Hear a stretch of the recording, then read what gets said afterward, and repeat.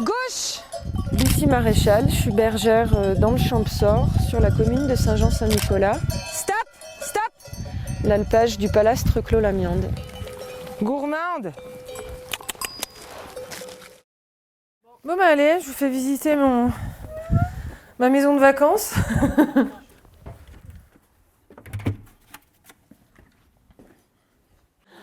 Cuisine séjour. La chambre. Et la salle de bain, toilette à côté. Voilà, donc c'est tout confort pour une cabane de berger, parce que j'ai une chambre séparée de la cuisine, j'ai une vraie salle de bain avec les toilettes, l'eau chaude, le poêle à bois.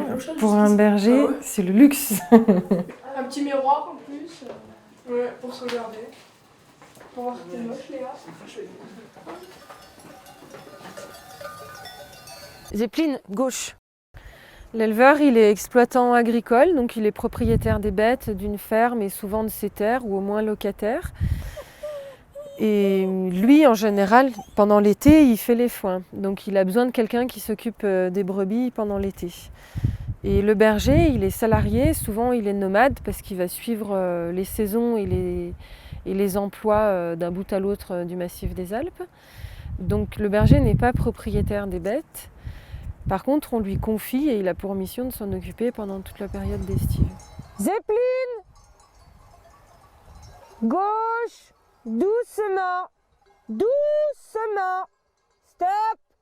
Pas bouger! Ce qui me plaît le plus dans le métier, c'est le rapport avec les bêtes et le lien de confiance qu'on peut construire. Les bêtes, elles viennent pas toujours réclamer, et même quand elles viennent réclamer un bêlement, on ne sait pas ce que ça veut dire. Donc il faut traduire, il faut essayer de comprendre ce qui se passe dans leur tête, de quoi elles ont besoin, parce que notre travail, ça consiste à assurer leur bien-être en fait. Et c'est assez passionnant d'essayer de comprendre le comportement animal et de répondre au mieux à leurs attentes. Diriger un troupeau, en fait, elles bougent toutes seules, les brebis, et elles veulent aller au sommet de la montagne, là où l'herbe est la meilleure. Donc en début de saison, j'envoie le chien pour les arrêter, qui court devant, ça les effraie et elles s'arrêtent. Sauf qu'elles sont gourmandes, donc elles vont assister plusieurs fois dans la journée. Celle-là, elle a 4 ans et demi. Ne bouge pas. Mais elle me quitte pas des yeux quand même.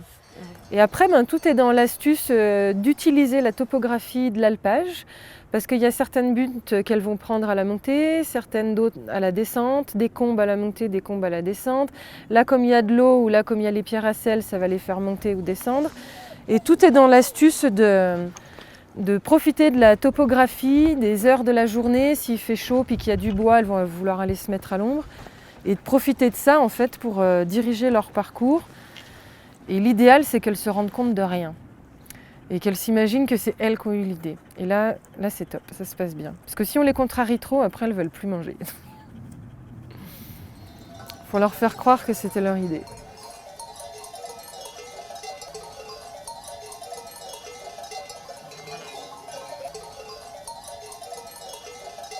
Donc le métier de berger, on est sur un cycle de production de l'élevage viande, la production de viande d'agneau destinée à la consommation humaine.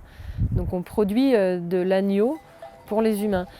Donc on élève des vaches, des chèvres ou des brebis, on élève toujours des femelles. Le mâle, il n'est jamais que reproducteur et il y en a beaucoup moins que les femelles. Donc on parle de brebis. Pour la femelle adulte. On parle d'agnelle pour une jeune femelle qui est destinée à devenir une brebis. On parle d'agneau dès lors que c'est un jeune, en fait, mâle ou femelle, mais qui va partir à l'abattoir, qu'on ne va pas garder. Et en fait, on parle de mouton, ça c'est plutôt un terme boucher. On parle de mouton pour dire de la viande de mouton adulte, donc qui a du goût. Quand on va chez le boucher, on demande je veux du mouton ou je veux de l'agneau. Mais nous, dans notre métier, on ne parle pas de mouton. On parle de bélier, d'agnelle, d'agneau, de brebis. Je pense qu'une des choses les plus difficiles dans le métier, c'est la solitude. Moi, j'aime bien, ça ne me dérange pas la solitude, mais enfin quand même, c'est parfois lourd. Mais surtout, la solitude, ça veut dire qu'on n'a pas de recul sur ce qu'on fait. Et on n'a personne pour nous dire qu'on fait une bêtise, qu'on a perdu trop de temps sur quelque chose, qu'on s'est mal organisé.